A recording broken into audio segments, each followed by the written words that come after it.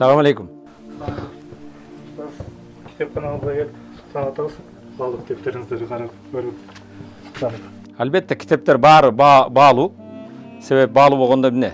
Жараткан Аллах табарак ва таала кереметтүү Кур'ан-ы Карим тефсирлери, Пайгамбар алейхиссаламдын хадистери, ошондой эле ислам фикh шария китептери бардык. Булар да өтө баалуу китептер.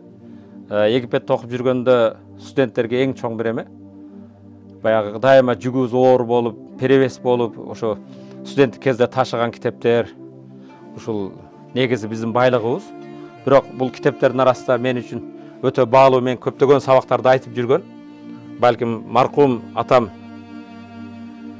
биринчи Куранга түшкөн кезимде 4 койду берип, ушу сатып алып келген атамдан чоң бир эстелик болгон кереметтүү Кур'ан-ы Карим ушул. Сабакта айткан ушул Кур'ан-ы Карим болот. Маркум атабыз бир Куранды 4 койго алмаштырып берген кездер болгон. Маркум атам да өзү кичине окуйт эле, мисалы, китепти алганда эле айтты. Бу китеп эгеси деп койгон да. Абдышакур деп мага атамдан чоң бир белек ушул. Ошо сабакта айтылган баалуу маркум атам, мисалы азыр Табарак сүрөсү атам өзү да окуйт эле да, мындай карасаң ошол жерде жакшы окуган жерлерге мондай белги коюп, ар бир кайсы сүрөлөрдө жаттаган эмелерин. Мисалы мындай ачканда мына Ясин сүрөсүн эң көп окуган сүрөлөр да, мисалы. Ошо сабактарда айтылган.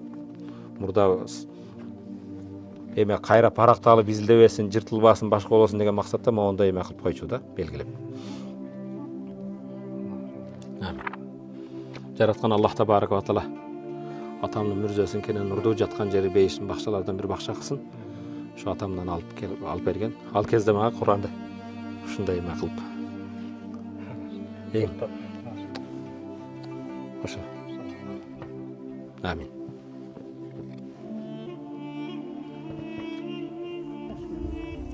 Атам мүрзөсү бул. Топrak.